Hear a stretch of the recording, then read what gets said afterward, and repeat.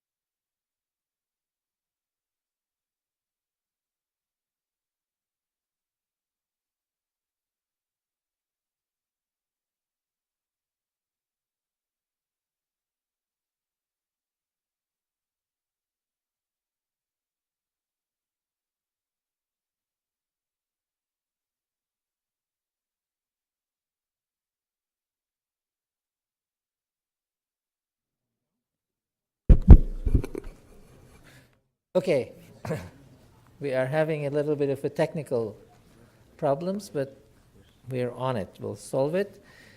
Before I introduce our speaker today, we have a representative from Students Against Sweatshops organization. This is a campus organization, and your name was Becky. Becky has an announcement to make for you. Thank you. Hi everyone, my name is Becky. I'm a senior here at UW and I'm a part of a group called UW United Students Against Sweatshops. We're a student-run organization on campus and we advocate for workers' rights. So you may have seen us in the last 2 years. We were running a campaign against Nike, who is sold here in our bookstore, and we're really excited to announce that we won that campaign last year. Which resulted in better standards for factory inspections. Pretty much Nike was trying to block people from going in and looking inside of the factories to inspect working conditions. But we're really excited that UW signed an unprecedented agreement to keep those upheld for independent inspections. But I'm here today to announce a different event. Our group is starting a new campaign with campus workers, specifically UW custodians. So next week on Tuesday, we're holding a teach-in on campus, and I'm going to pass around some flyers. But pretty much UW custodians have been putting up with some pretty intense issues since about 2008, when the university laid off around a third of custodians. And those vacancies have caused kind of a domino effect down the road, and there's issues that custodians are facing right now, pretty much really excessive workloads because they're still very understaffed. And that has led to some pretty bad harassment and discriminatory practices from UW management. And workers have brought these issues up to us for a really long time, so we're really excited to see if we can get some of their demands won this year. But if you're interested, workers will be speaking out at a worker panel next Tuesday, and we'll also be talking about the specifics of the facts and the numbers of what has been going on for the past 10 years and why this hasn't been solved yet. But if you're interested, I will be passing around some flyers. If you could please, I'll pass them down there. If you could please take one and pass it to the left and then back up to the row when you're done, that would be great. There may not be enough, so if you could take a picture as well, that would be awesome. Yeah, if there are any questions, please email us at our Gmail right here in the corner. Thank you.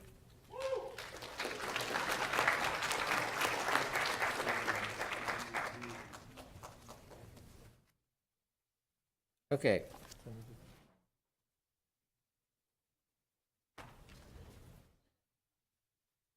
So, sorry about this technical issues. We'll take care of it. But I'm very, very pleased to have Professor Glennys Young with us. This is the last substantive lecture of the series, and next week, 4 or 5 of us will be here to follow up with individual areas and also answer any questions you may have. You wanted to ask, didn't get a chance to ask, so that's next week, and if you owe us any papers for any sessions that you may have missed, the deadline for those would be the Friday of the finals week. So by that time, please get me the one-page reflection that on the lecture presentation that you have missed. I am very pleased that we have Professor Glennys Young with us. She is a professor both in the Jackson School and also Department of History, has written books and articles on revolutionary Soviet Union, early years of the revolution, and also a comprehensive textbook about the communist experience in the entire world. So she's extremely knowledgeable. And like all of us who have these area expertise have been following the impact of the Trump administration's policies on her area of interest, which is contemporary Russia. So I'm very pleased that Glennys is with us. We may just take a few moments maybe to make sure that the slideshow is up and running.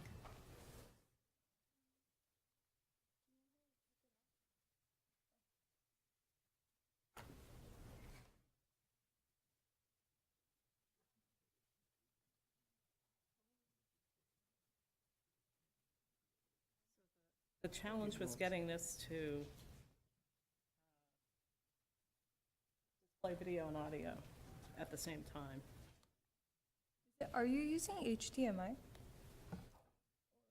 Yeah, you're using HDMI, so you don't want to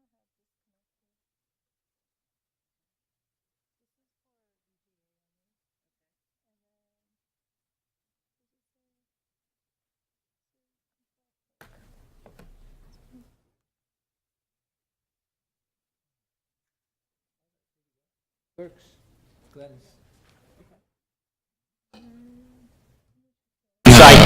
Okay. Yeah, So it's control click. yeah, so you just want to control click that, and over here, I muted the program volume, but you're gonna unmute that, and these are the controls to that. Thank you so much. No problem.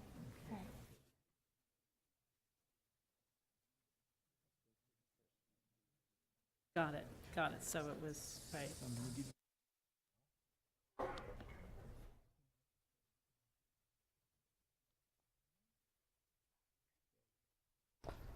Good afternoon or early evening, everyone, and thank you very much to Rashat for the kind introduction and for giving me the opportunity to speak to you in this Trump in the World series. Can everybody hear me? Great. Okay, so the title of my presentation today is Putin's Russia, A Historian's View. And what I call the 64,000 ruble question is before you. How did the promise of Russia's democratic transition, launched with the end of Soviet communism in 1991, result in another authoritarianism centered around the personal power of Vladimir Vladimirovich Putin, president of the Russian Federation? So this is the main question that I want to examine today. It's a huge question. It's one that I can't definitively answer. And in fact, in my mind, all of the existing explanations are interesting yet deficient. It's important to consider this question because how we think of the Russian political system today matters for the foreign policy that President Donald Trump is creating. So what I'm going to do today is to, after placing Putin himself in historical context, introduce you to three major approaches to defining the political system that exists in Russia today. I'm not only going to introduce you to them, I'm going to critique them, critically examine them, and in particular, I'm going to think about and ask you to think about with me how they make use of the Russian past. So that's the agenda for today, the basic outline of the structure of the essay, of the talk. So here's Putin in 2000, a relatively obscure political figure to most Russians, at his inauguration as president of the Russian Federation. Here, in fact, we see Putin with Boris Yeltsin, the preceding president, probably a figure all of you are to some extent familiar with at the inauguration. True, Putin wasn't completely unknown.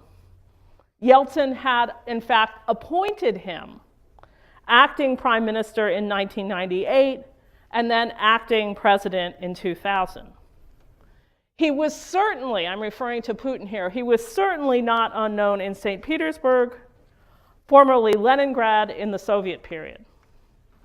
After Putin returned to Leningrad in 1990 from Dresden, in East Germany, where he had been a KGB agent from 1985 to 1990, he became a figure in city politics.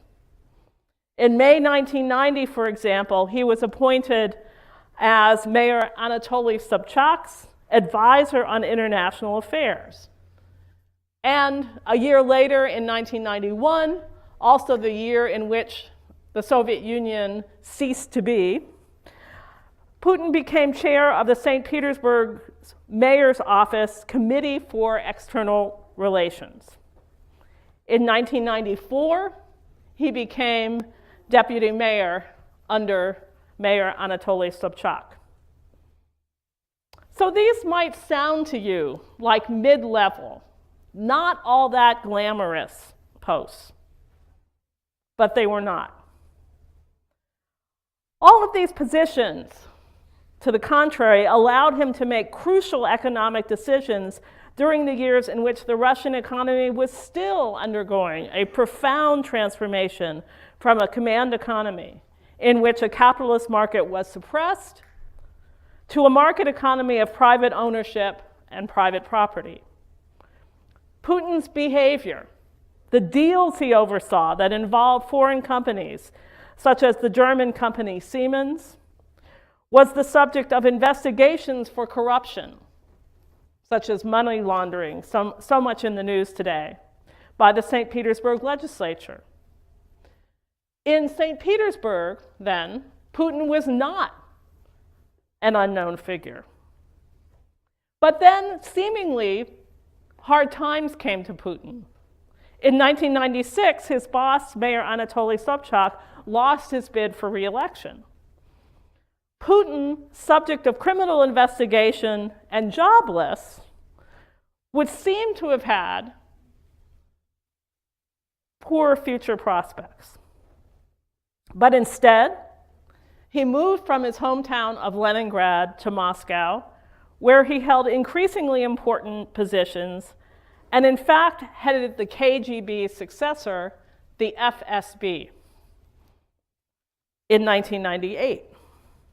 Still, by the time that Putin became prime minister, acting prime minister in 1999, acting president from New Year's Eve 1999 to May 2000, and then president, he was still so unfamiliar to most Russians that he had to write his autobiography called First Person, which was a series of interviews with Russian journalists and become the subject of a documentary. He had to make himself known to the Russian population. And of course, he had to decide how he would present himself in making himself known to the Russian population. Putin's transformation from former KGB expat lieutenant colonel to St. Petersburg politician and bureaucrat to Moscow KGB/FSB head and presidential administration official occurred during the turbulent 1990s. In form and from a distance, Russia was a market economy attracting foreign investors, where ordinary Russians eventually could buy products that were almost always in short supply or unavailable during late Soviet times. I spent much of the years of 1986 to 1988 in the Soviet Union, and in Leningrad in particular, so I'm very familiar with what's been called an economy of shortages. An economy in which it's hard to buy even very basic things like milk and cheese, which over the time that I was there in the academic year of 1987 to 1988, for example, became harder and harder to obtain. It was a good day if I could walk across the street from the dorm where I lived with other Soviet students and other Western scholars and actually buy milk, for instance. So when I went back for the first time to Russia, to the Russian Federation in 1997, I was just stunned and overwhelmed by the things that I could buy so easily that I had previously been only able to dream about. Things like carbonated water that didn't taste like lead and toilet paper. In practice, the Russian economy was not one in which the untrammeled market decided prices and business deals. Economic privatization went hand in hand with the amassing of great wealth by former communists and KGB officials, with state officials like Putin in St. Petersburg giving monopolies to some of his personal friends, people, in some cases, people he had known since childhood, with money made from exporting Russia's natural resources being laundered in banks around the world, including in the United States, and with Russian people paying higher prices and sometimes going hungry because food wasn't available to buy. And, I might add, with Russians in St. Petersburg suffering from crumbling and sometimes deadly infrastructure when poorly maintained buildings actually had pieces fall off of them and kill passersby, in rare cases. In form and from a distance, Russia was a quote-unquote democracy in which elections determined not only the president of the Russian Federation, but the laws that obtained in the Russian Federation and the governors who headed Russia's regions. In practice, Russia was, at best, a quasi-democracy in which the money of oligarchs bought elections. Elected officials used executive prerogatives to amass wealth and suppress critics. Criminal investigations of corrupt officials such as Putin were dropped, and in general, understandings mattered more than laws. The Russian word for that is понятие. These characterizations, what I've just said, are to some extent simplified and hence distorted, of course. But there's no doubt that by the time Putin became president in 2000, illiberal, authoritarian, non-democratic, and state capitalist trends had already developed and made the question of who is this Putin incredibly important. Among the questions of political structure that Putin and others would have to resolve were those concerning the Russian Federation itself.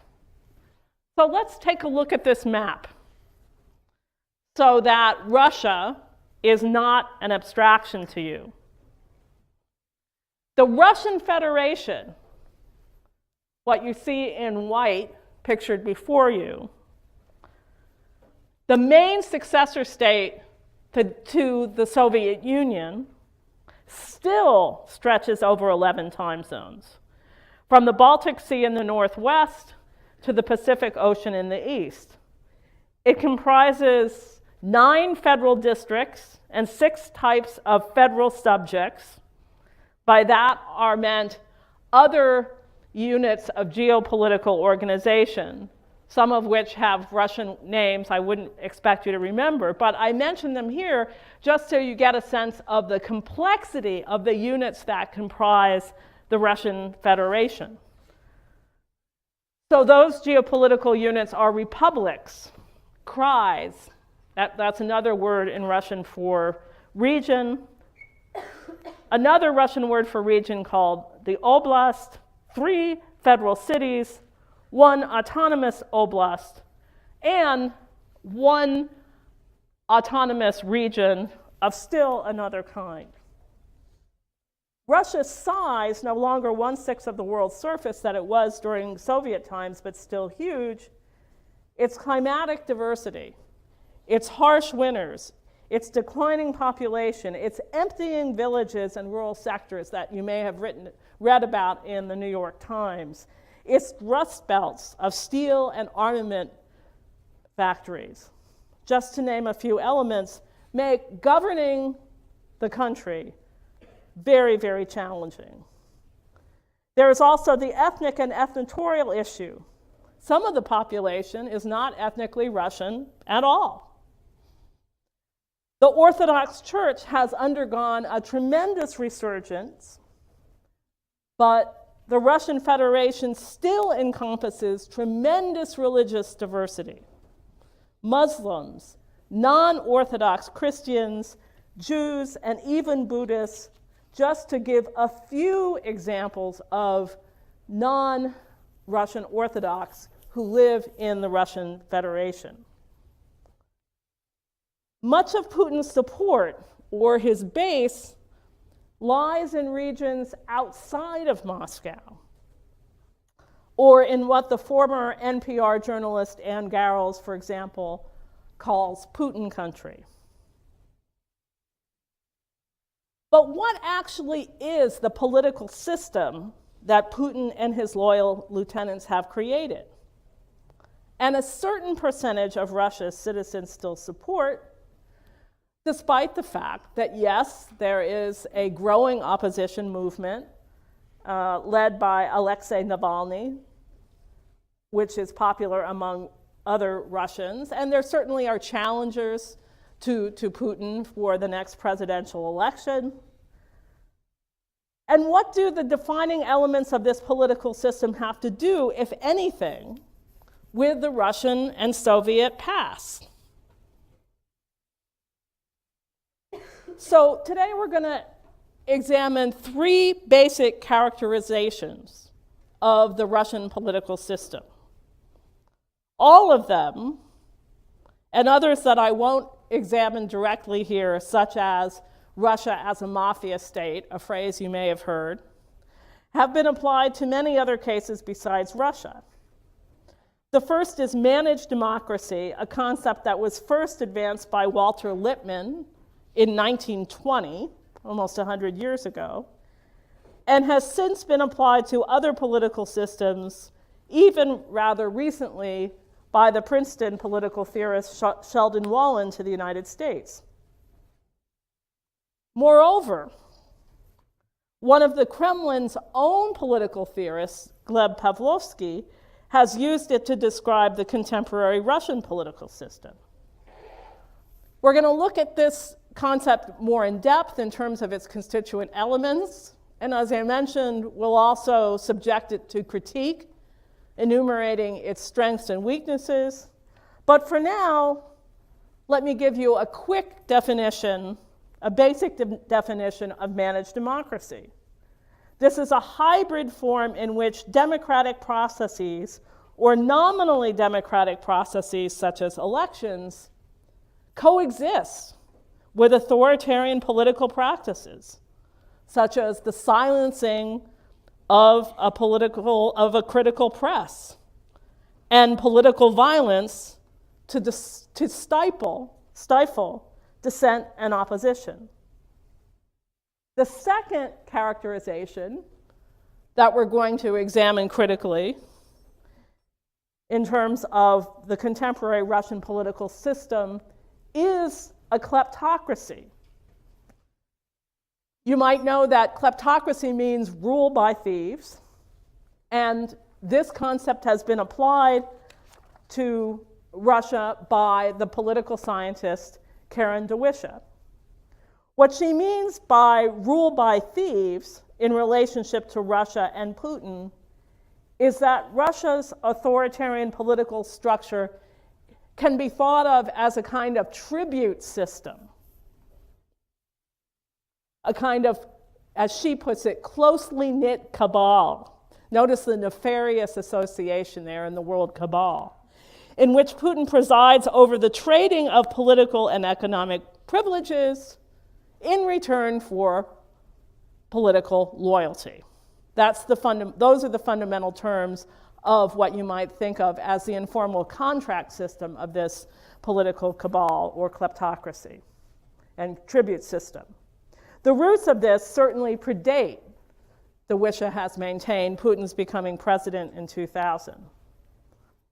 So the third approach we'll examine in thinking about contemporary Russian authoritarianism in historical perspective, and in which we assume this contemporary Russian authoritarianism to be an evolving, not a static phenomenon, is this.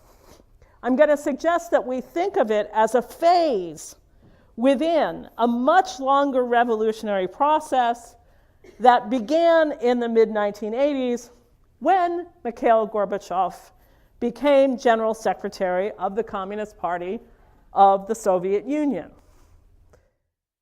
This represents my own way of thinking about the end of the Soviet Union and the related but separate end of Soviet communism, as well as the political development of the Russian Federation since 1991.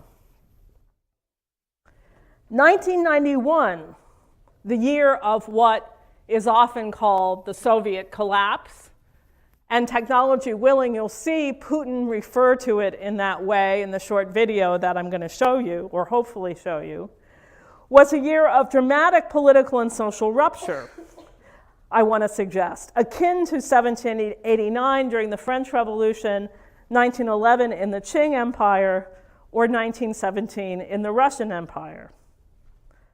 And just as all those revolutions that you may have learned about in other courses were processes encompassing distinct but related phases and decades, so too was what I call the Soviet social revolution.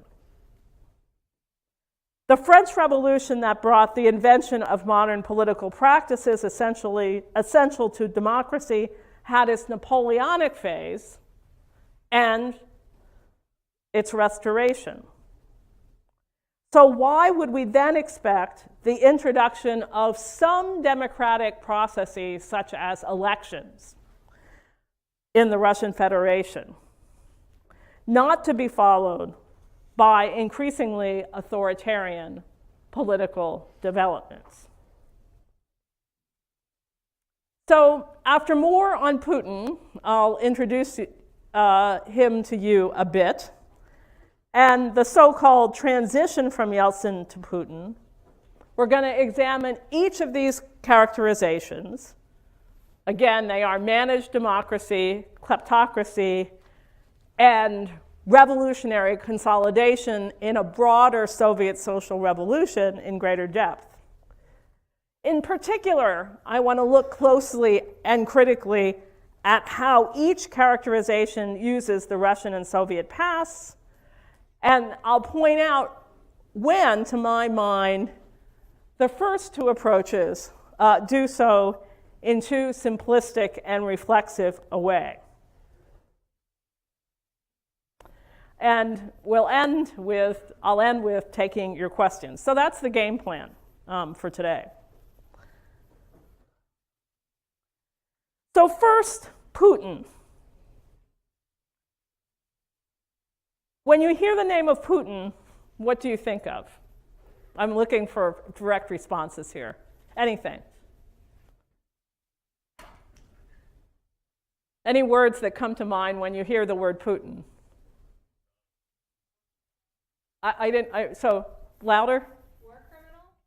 Okay. War criminal. What else? Rich. What was that? Rich. Rich, yeah. Macho. And I'm kind of surprised, in fact, that nobody just said Trump.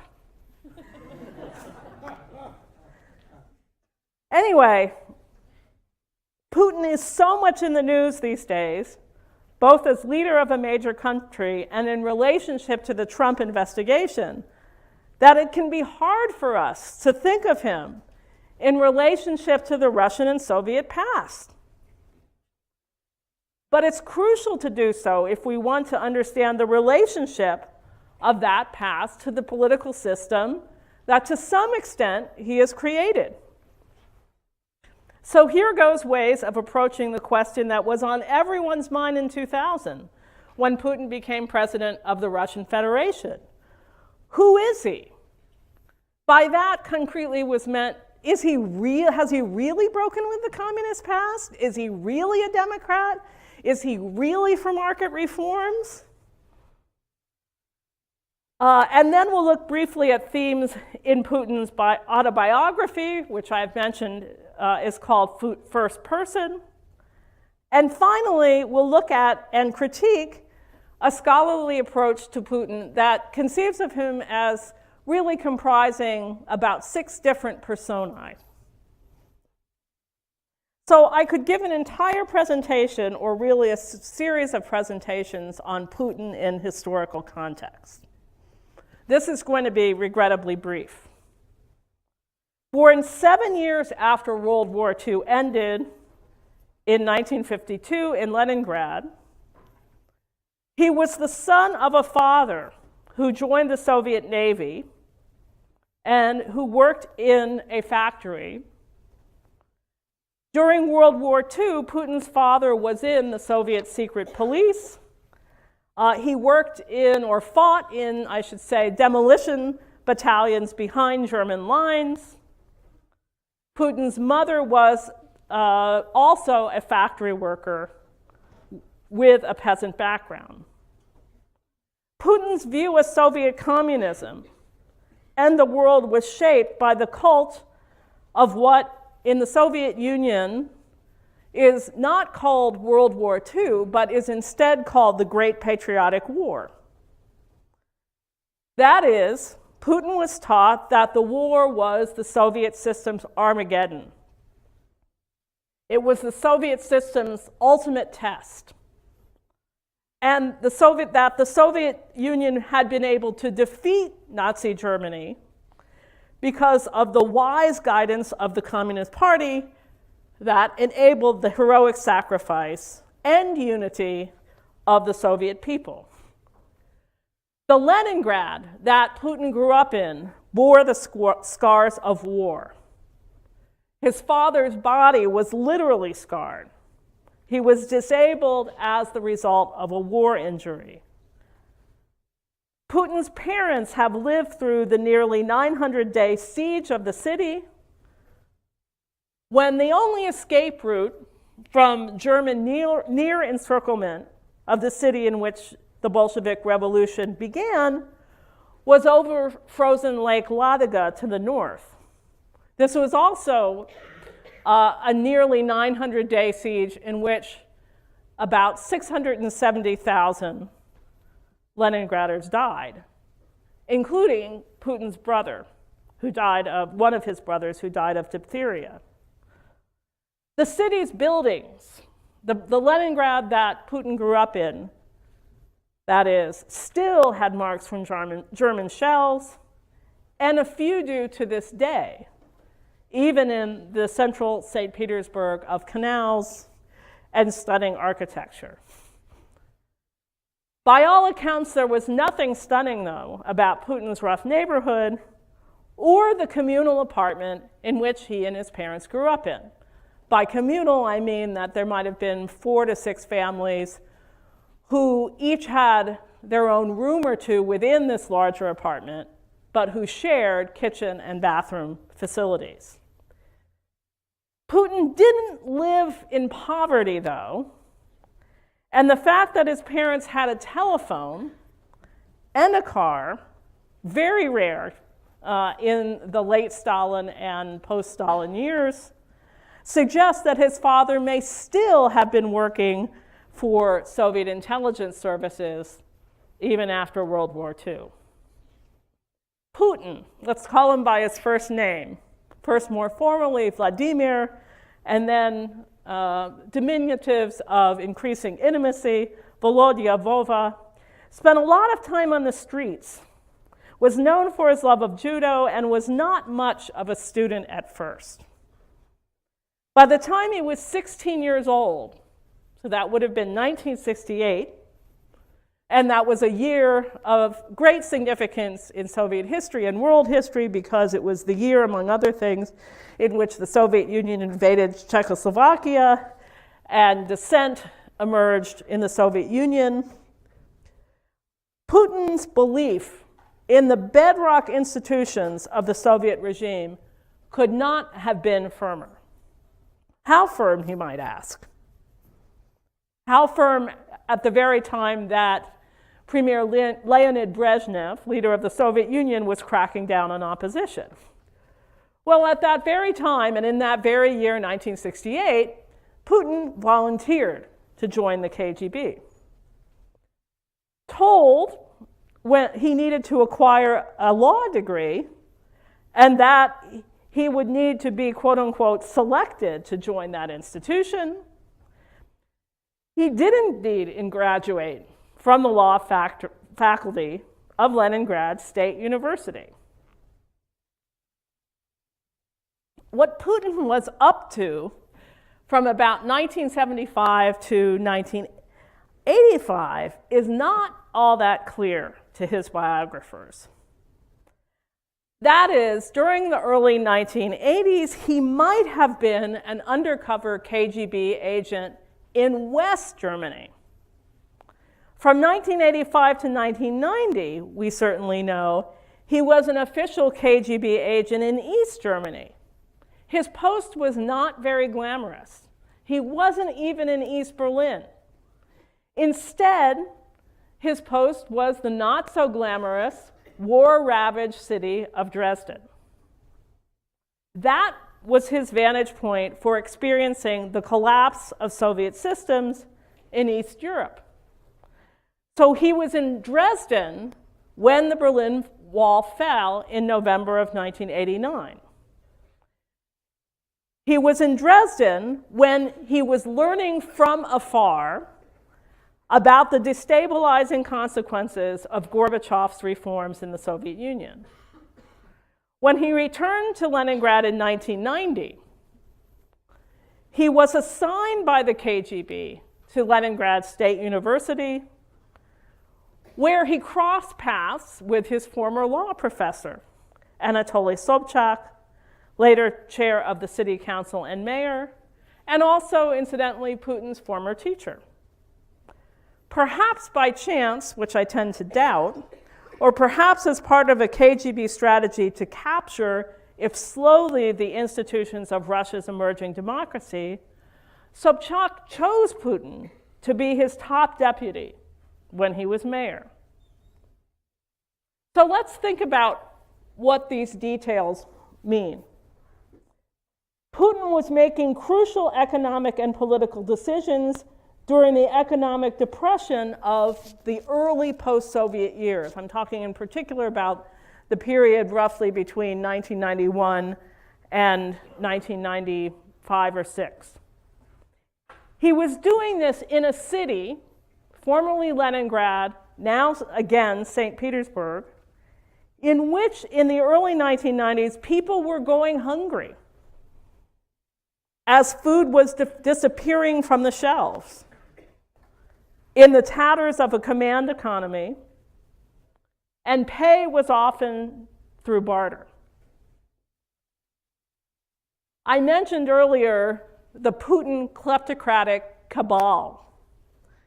The roots of the Putin kleptocratic cabal go back to the early 1990s in St. Petersburg. But lest we write recent history in too inevitable a fashion, it should be noted that in 1996, at age 43, Putin was unemployed when Sobchak lost his bid to be reelected. Once again, whether by chance or design, Putin more than landed on his feet, this time in Moscow. There, through connections, he held a number of positions in the presidential administration, what one scholar has aptly described as the successor to the old Soviet Central Party apparatus. And Boris Yeltsin named him head of the FSB, successor to the KGB, in 1998. So this brings us to a crucial point about Putin and Putin's Russia. There was tremendous continuity in personal networks from pre-Soviet collapse and early post-Soviet days in the major institutional structures of the Russian Federation.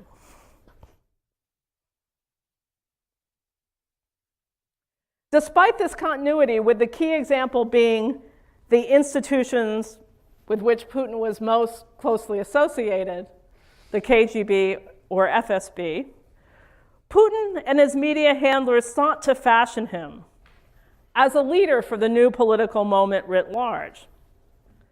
So in the interviews that comprise the autobiography, First Person, Putin portrayed himself as a grateful beneficiary of the Soviet system, as having risen from the streets of Leningrad to graduate from prestigious Leningrad State University, while making sure to quell doubts about his disavowal of communist ideology and his commitment to democracy. Yes, he made clear he had been committed to Soviet values and to the Soviet project such as industrial modernization and great power status, that Stalin's building of socialism, victory in World War II, and becoming an atomic power in 1949 had brought the Soviet Union.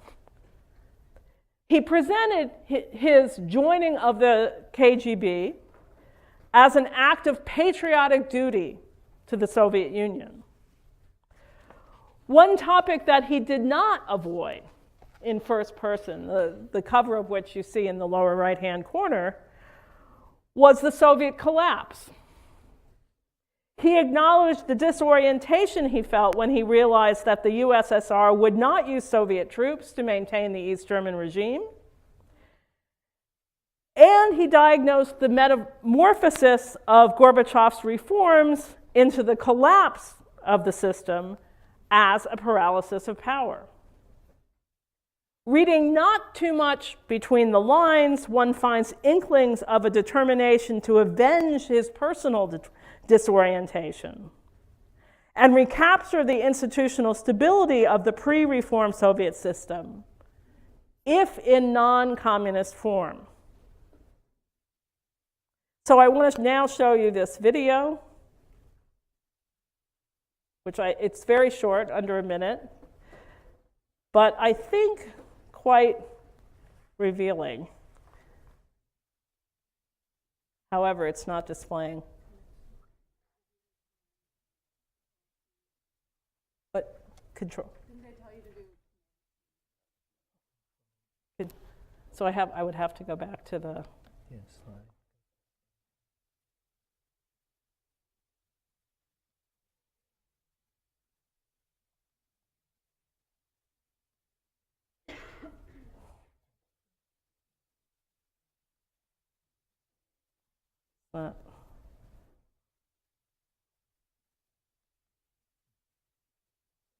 Control click, right?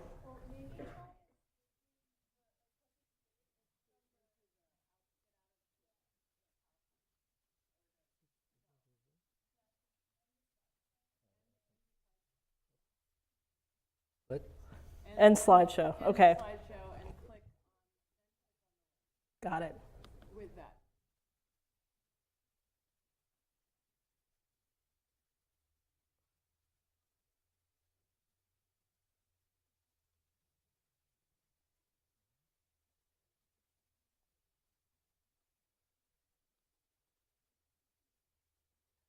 Actually, what I'm going to just do is, well,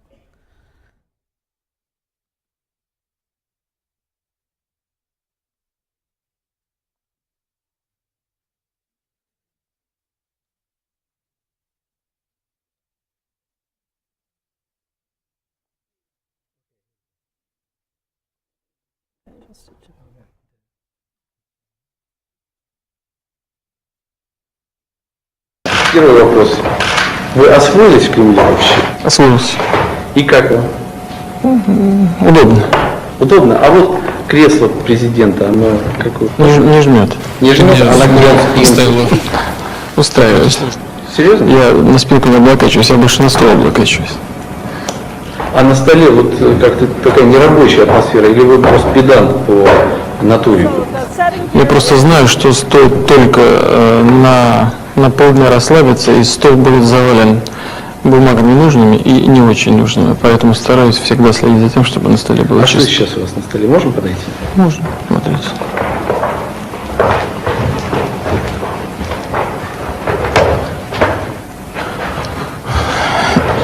Это материалы завтрашней поездки в Иваново.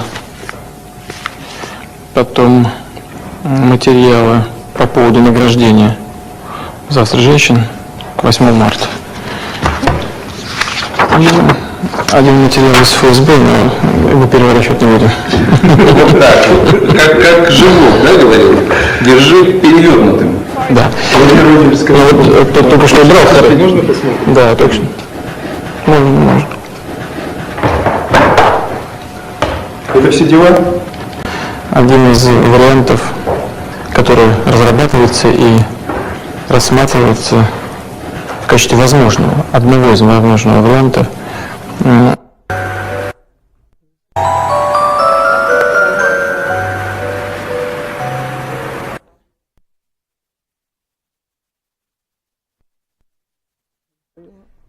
No. Here.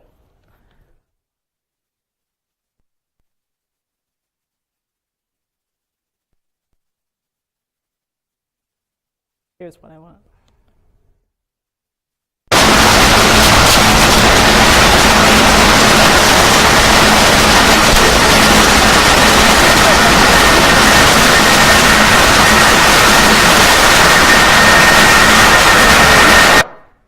Какое событие в вашей жизни оказало на вас наибольшее влияние?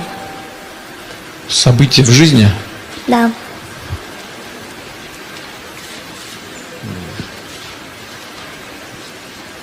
Ты меня прямо поставила в какое-то сложное положение. Мне, пожалуй, не было таких вот нечто такого, как чтобы раз и изменило мое. То есть было, да, но влияние. Сейчас постараюсь сказать по-серьезному. Наверное, все-таки, наверное, развал Советского Союза. Такой взрослый ответ, но извини, ты взрослый вопрос мне задала. So what he says at the end is, that's an adult answer, but you asked me an adult question. And the setting for the clip that I just showed you was at the school that in Sochi for gifted children, and that was 2017. So,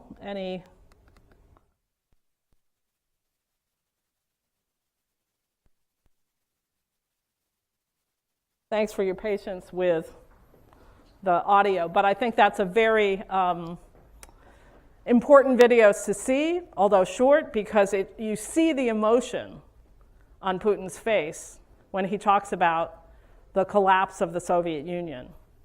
And that even Putin, articulate as he is in most situations, is seemingly at a loss for words. So again, we're talking about the question here, who is Vladimir Putin? Another way to think of him is following the work of two observers of Russia as a composite of 6 different personae. The statist, whose goal was to restore Russian state power and state unity, history man, a political figure who championed Russian czars, sought to emulate them, especially those who had expanded the Russian Empire and defended the Russian Empire against foreign threats. The survivalist, so the story goes here that Putin, as the only surviving child of parents who made it through the siege of Leningrad, was talented at helping Russia survive incipient catastrophes. Putin as an outsider. I'm drawing here on some writings of Stephen Kotkin, who's part of whose book Armageddon Averted you read.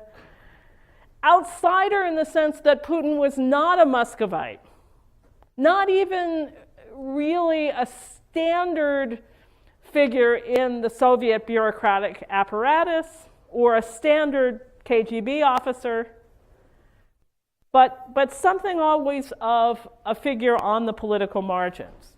A free marketeer, as we'll see below, Putin's first 2 presidential terms combined continuing influence of oligarchs with the use of tax incentives and expansion of small and medium-sized businesses.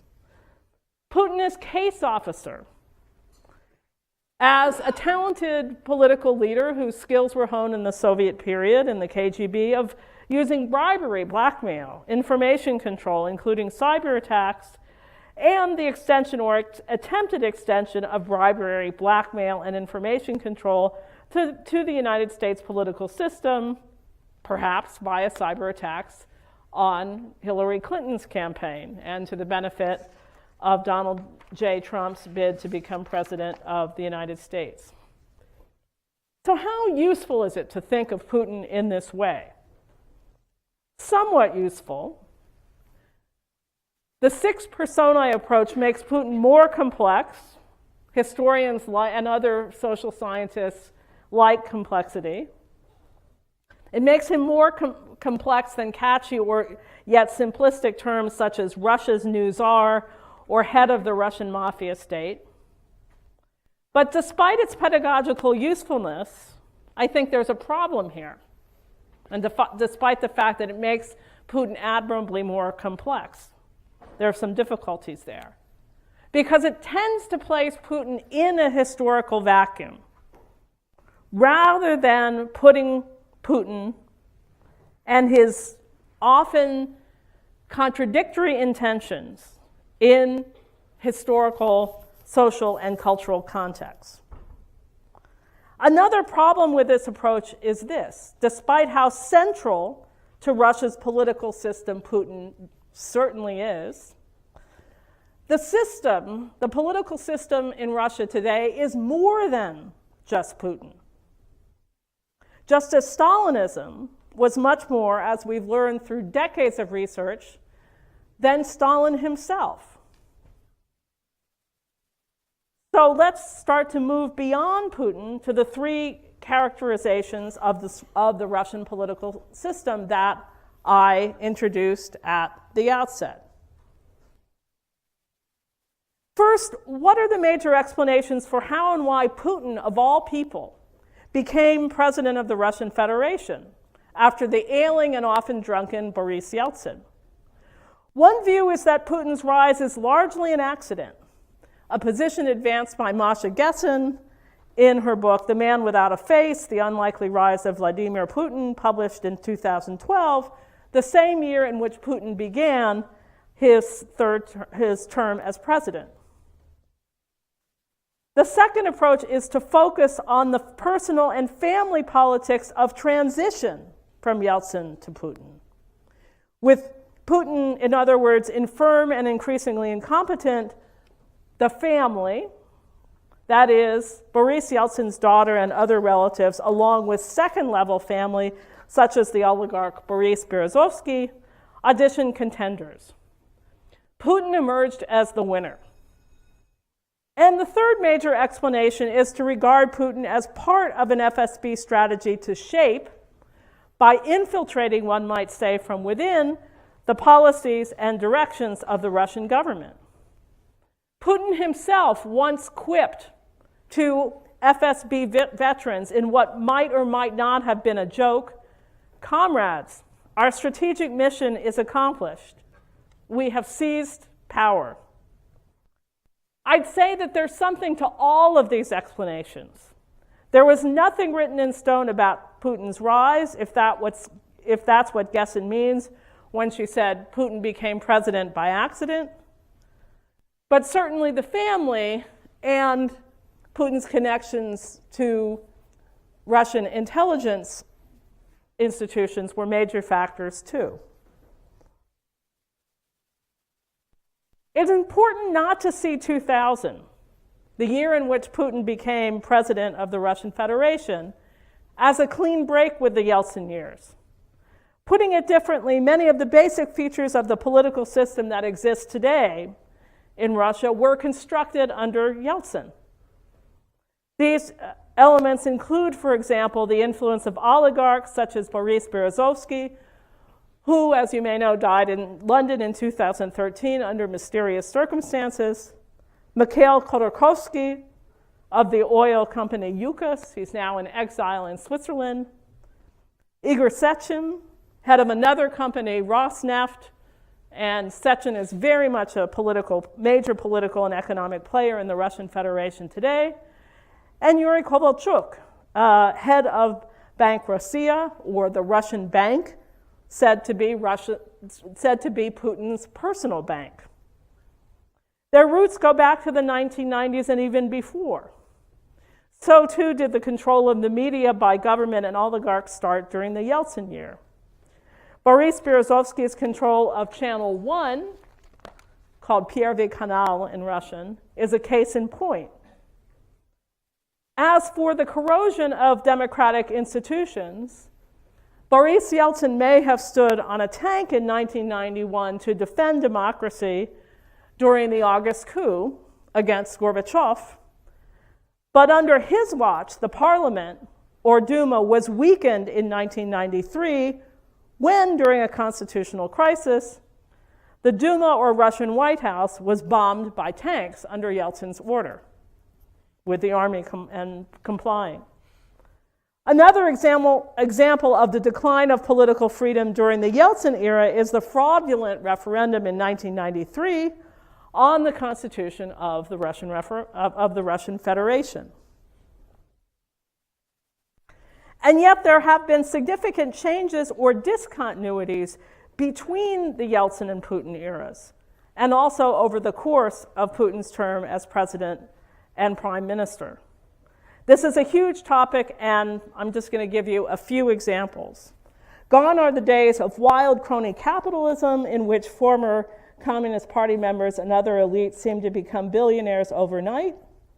There has been a routinization of bureaucratic management of the economy and the legal infrastructure around it. The power of some oligarchs, such as Khodorkovsky, who was arrested and jailed in 2004 for tax evasion and corruption. He was also, by that point, demonstrating political ambitions in opposition to Putin. The years of Putin's taming of the oligarchs, routinizing the tribute system, you might say, were also years of rapid growth of the Russian economy due to an oil boom, tax cuts, and pro-market reforms by Putin's ministers. As more money flowed in, decisions had to be made on where to spend it. And under Putin, there was a dramatic increase in state spending on police, law, and security. The FSB and other intelligence institutions and operatives hence became much more influential and repressive. But the economic growth during Putin's first 2 terms as president also allowed other units within the Russian state to grow as well. The Russian state, in fact, is now a key employer of the middle class. And those employees constitute a major social pillar of the Russian political system. But what exactly is that political system? What are its defining features? In the last 10 minutes of the lecture today, that's the question I want to turn to. So one possibility is to think of Russia as a managed democracy, to think of the Russian Federation with whom the United States, under Trump, has to deal as, in other words, a kind of hybrid political entity in which democratic processes such as elections and term limits are combined with autocratic or authoritarian political functions. Russia's not the only managed democracy in the world. And there are different types of managed democracies. In differentiating them, a crucial question is this: are elections free and fair? In Russia, according to many foreign observers, elections are neither free nor fair. General examples in Russia of authoritarian control of democratic processes include the following: state control of TV and other media, with some exceptions, such as Echo of Moscow. Other non-democratic means of control include the intermittent murder of political journalists, such as Anna Politkovskaya, a Putin critic, in 2006, the suppression of the press to shape political outcomes, and so forth. So how useful is the concept of managed democracy if we want to characterize the political system in Russia today? One of its strengths is that it's actually used by a Kremlin political theorist, Gleb Pavlovsky. Another strength is that it analyzes contemporary Russian politics in terms of concepts of modern politics that have been applied to political systems throughout space and time, from Indonesia to the United States. Not all analysts and highly regarded analysts of the Russian political system think this is an advantage. Masha Gessen, in a widely acclaimed book, The Future is History: How Totalitarianism Reclaimed Russia, on the other hand, says the very problem that Western analysts have used when they've sought to understand the collapse of the Soviet system and explain the turn towards authoritarianism in Russia is to use Western concepts. That in itself is a problem. She critiques Stephen Kotkin's work, for example. As to what she offers, on the other hand, I'm not really convinced that she has a viable alternative, but that's another conversation. But as to how and why Russia became a managed democracy, we're usually left with unsatisfying explanations, such as escape from the chaos of the Yeltsin years and Russia's historical traditions of weak or non-existent civil society and autocratic rule. All of these, to my mind, are mere assertions. They don't really function as explanations.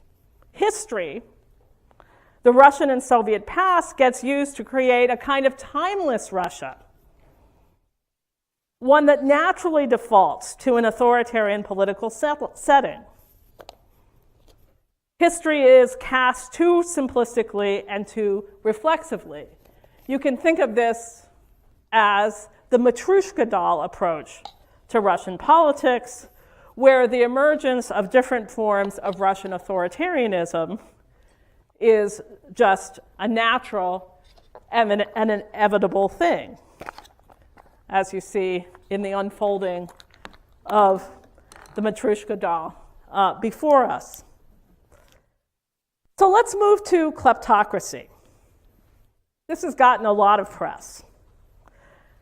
Kleptocracy, or rule by thieves to review, is a political system controlled by political elites who have stolen public funds and public resources. Like managed democracy, kleptocracy has been applied to many political systems beyond Russia's: contemporary China, South Sudan, and even the United States. The methods of Putin's kleptocrats include the following: subverting the legal system, amassing control over banking and cultural resources, and in the process, amassing great wealth.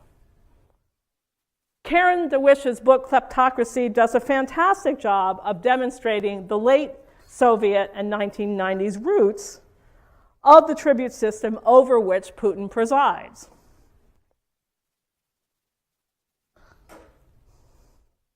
Strengths. It reminds us that Russian politics is more than just about Moscow.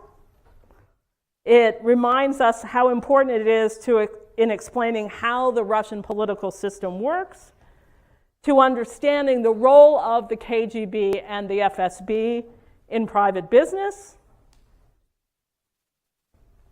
But what, in fact, are the motivations of Putin and his co-kleptocrats? Are they driven by money, a kind of ideology of Russian nationalism and corresponding cultural forms? Or sometimes one and sometimes the others? There's also a simplistic assertion that what Putin and the kleptocrats intended to create and what they did create are one and the same. Finally, Putin's kleptocracy is too centered on Putin and the co-kleptocrats, despite their power and importance. Agency, the capacity to make choices based on conscious reflection, choices that have unpredictable consequences, is denied to regime loyalists who are a rung below the ultra-elite. Those loyalists, for example, expropriate property to preserve and enhance their status. And as for the use of history and the relationship of Putin's kleptocracy to the Russian and Soviet past, we also find strengths and weaknesses. Putin's Russia as kleptocracy moves us beyond tired cliches about the authoritarianism of eternal Russia. Rather, the emergence of the kleptocracy is placed in a historical context where nothing is written in stone and contingencies matter. But this is a very stunted, shallow historical context, one too restrictively focused on Dresden and St. Petersburg in the 1990s.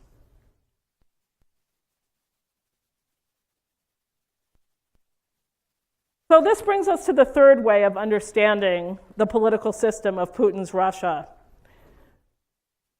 as, in other words, a phase in a revolutionary process that began in the late Soviet period and which is still ongoing today.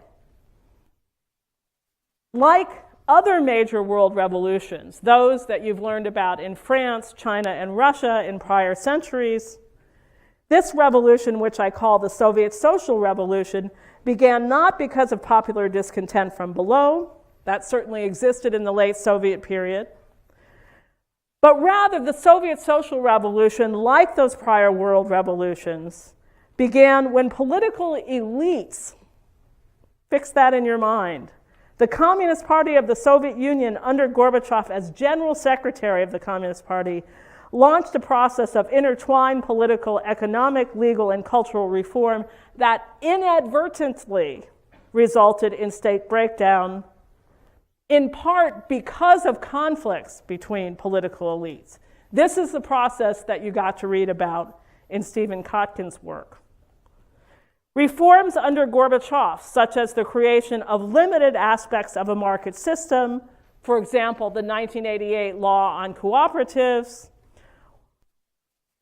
and the introduction of electoral politics, elections in 1989 televised to the Congress of People's Deputies, led not, as Gorbachev intended, to the revitalization of the system, but to the creation of alternative institutional structures and channels of authority that tore the Soviet Union and Soviet communism apart.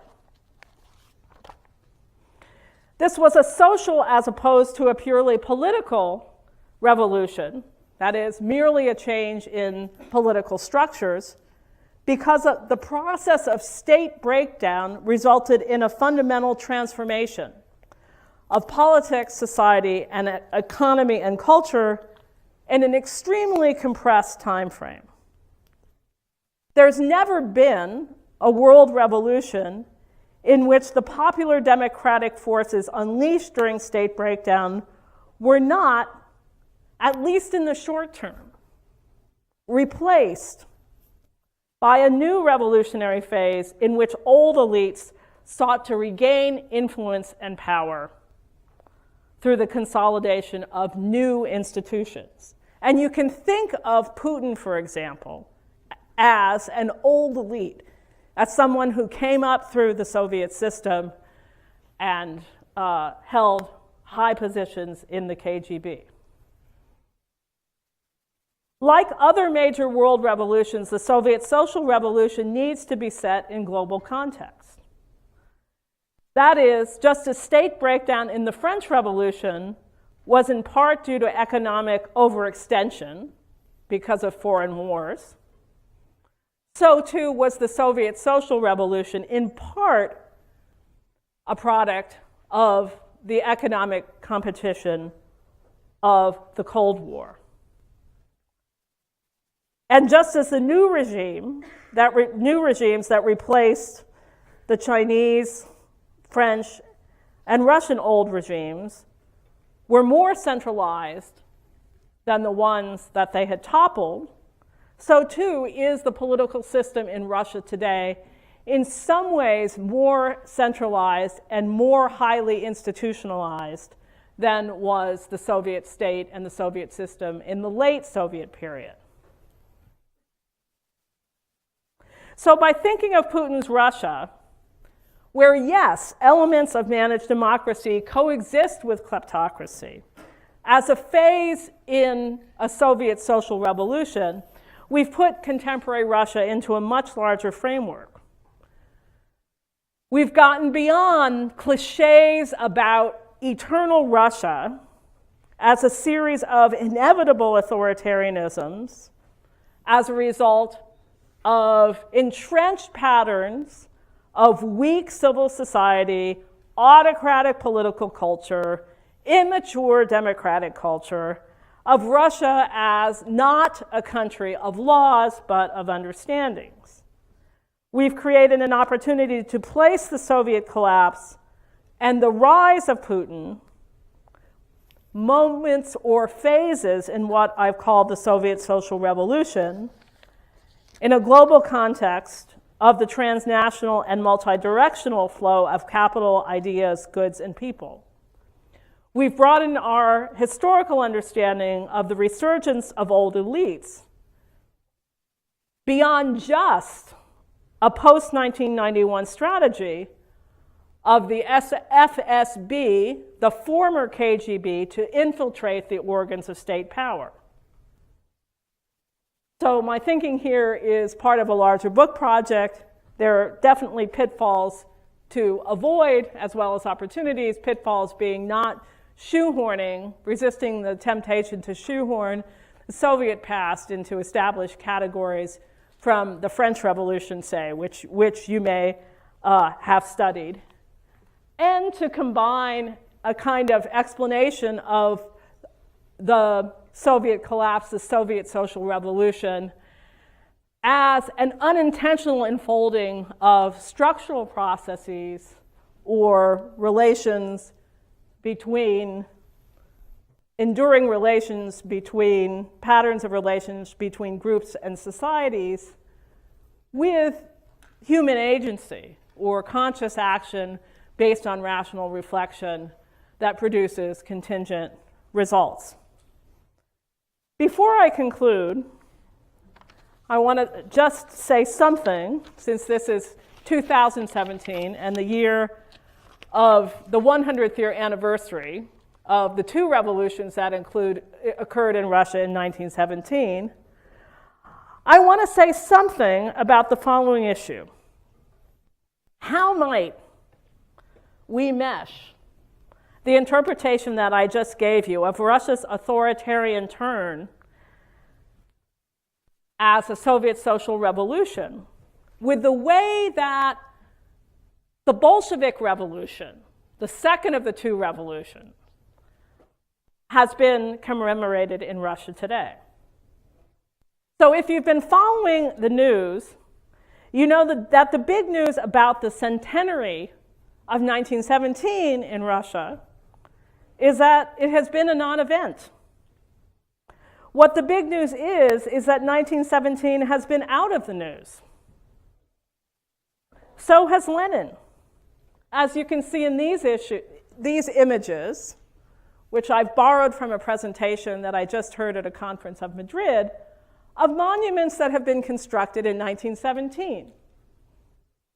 Even one to Stalin. In Chelyabinsk in the Urals, one to Stolypin, prime minister in the Russian Empire after the revolution of 1905 to 1917, a reformer but also a practitioner of terror.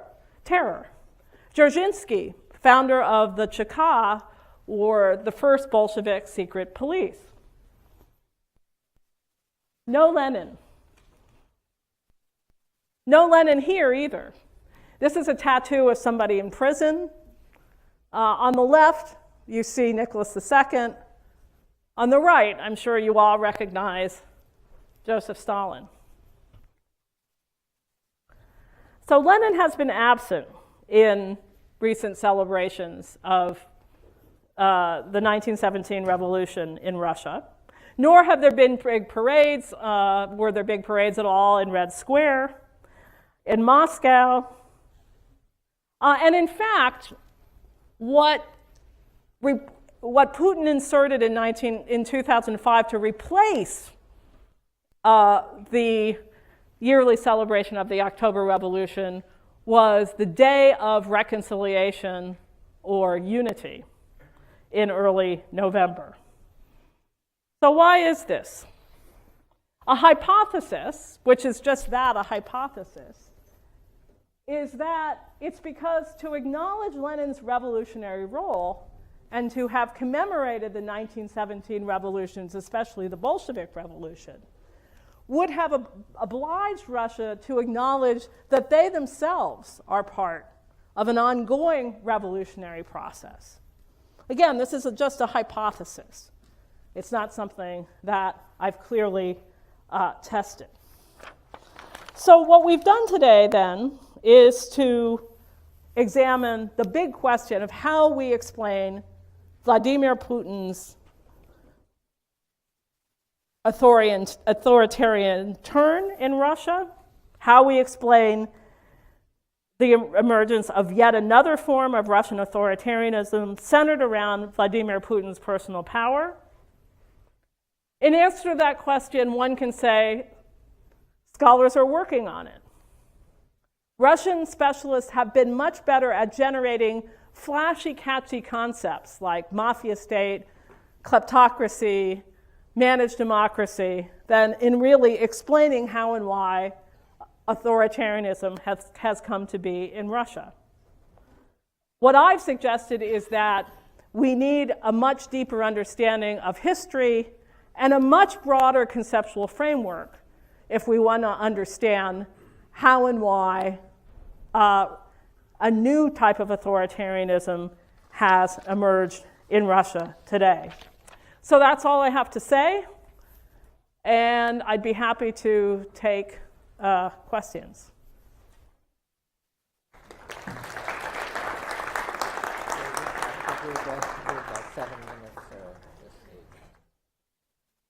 Questions?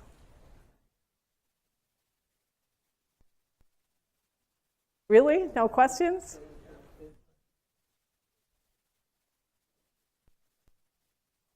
Your predictions for the next 2 to 5 years.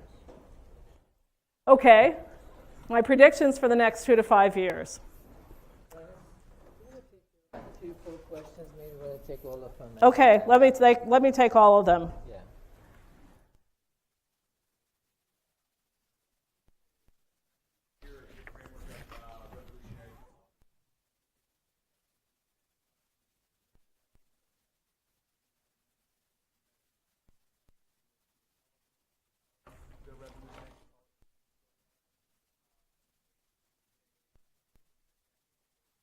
Entering a new phase and aggression by Putin.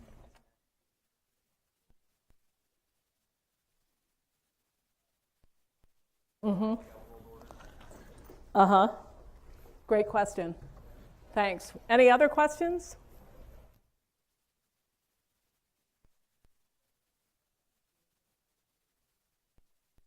The 800-pound gorilla in the room seems to be Putin's relationship with Trump. Has Putin been KGB and FSB?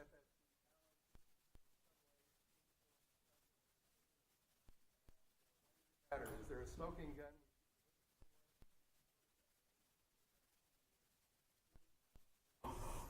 Yeah. Okay, so let me take these in reverse order. All I can say is this. Given the capacities that Putin's Russia has in terms of cybersecurity, given the skills that Putin himself developed, but also a lot of other KGB agents developed, in terms of not just cyber meddling, but information control, it's highly possible that not only that Putin was the mastermind of this, or one of the key architects of this attempt, but that there was collusion between Russia and the Trump administration. That said, I do agree with Masha Gessen that the most important thing is to remember that it's Americans who elected Trump. And even though I think it's very important to know that whether, in fact, how deep the attempts to interfere with the American electoral process on the part of Russia went, and whether, in fact, Trump officials and perhaps Trump himself, knowingly accepted Russian aid, I think the important thing for Americans to confront is that Americans voted for Trump. Russia is often a kind of mirror for American anxieties. There are all kinds of books about this from the late 19th century, early 20th century. So that, I think, is the key point. As to linking, the excellent question of linking the attempt to interfere on Russia's part with the electoral process and the model of the Soviet social revolution and Putin's Russia and the current political system as a kind of phase in revolutionary consolidation,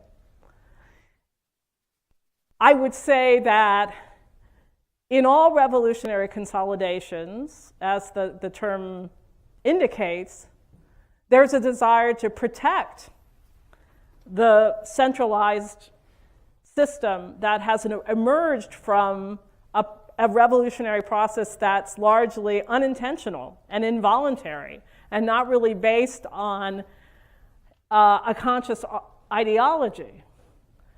It's very clear, and that's why I want you to see the video, that for Putin, the collapse of the Soviet Union was a traumatic event. And I think that I'm guessing here, but I think that he experienced it as something of a personal humiliation. So I think that on the part of the architects of whatever cybersecurity influence in American electoral processes existed, this can be seen, linking it with the revolutionary consolidation model, as a kind of attempt to protect the institutional framework that Putin, but not just Putin, so many others who share a lot of his core values have done so much to create, in the sense that they certainly saw Hillary Clinton as a threat to Russia, and have seen as well the extension of NATO into Eastern Europe and the attempted extension into Ukraine as a kind of existential threat for the Russian Federation. So the last question as to what's going to happen in the next 2 to 5 years, a disclaimer, I'm a historian. I study the past. What I've heard Russians themselves say, but one has to take this with a grain of salt, because just because you're living in Russia today doesn't mean you can predict the future. It's all based on, your predictions are based on your actual experience and your ways of viewing the world, is that Putin's system is not going to last. I think one thing that we are clearly in for, and I'll end with this, is 2 to 5 more years of the attempts of Russia to interfere in US political processes and in political processes in Europe, Western Europe, to create disorder in those political systems as a way of defending the Russian Federation and protecting the political system that exists in Russia today. So thanks for the questions. These are great questions, and feel free to email me with any questions you have.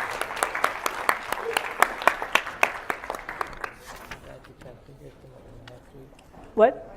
Yeah, I know. I would love to, but I'll be talking to history people. You know, history has a similar series. Yeah. So, and that's me next week. Yeah. So too bad about the technology glitch, but we got it. We got it working. Yeah. I think it was very interesting.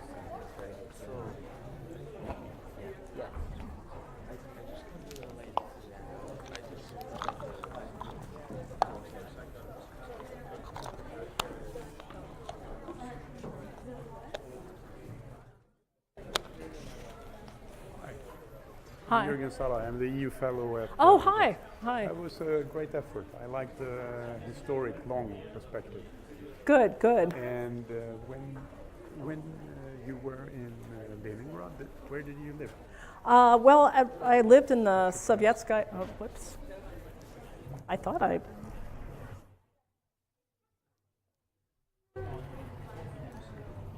How do I turn this off here?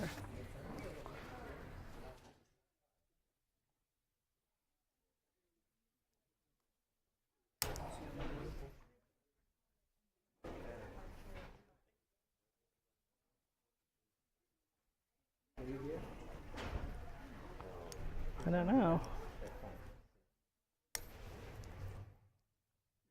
Is it off? Still on. Sarah, do you know how to turn this? Do you know how to turn this?